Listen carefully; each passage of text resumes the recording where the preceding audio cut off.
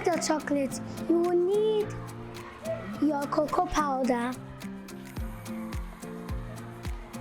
your sugar, your butter or your coconut oil, your vanilla extract, which is optional, and your milk. First, get a saucepan and put water into it and put it on fire. Get a glass bowl and put it in the boiling water.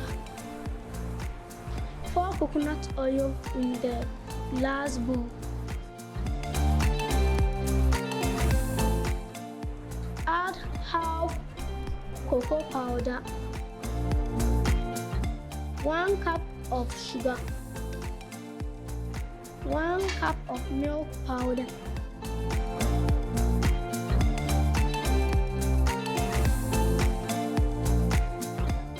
sieve it.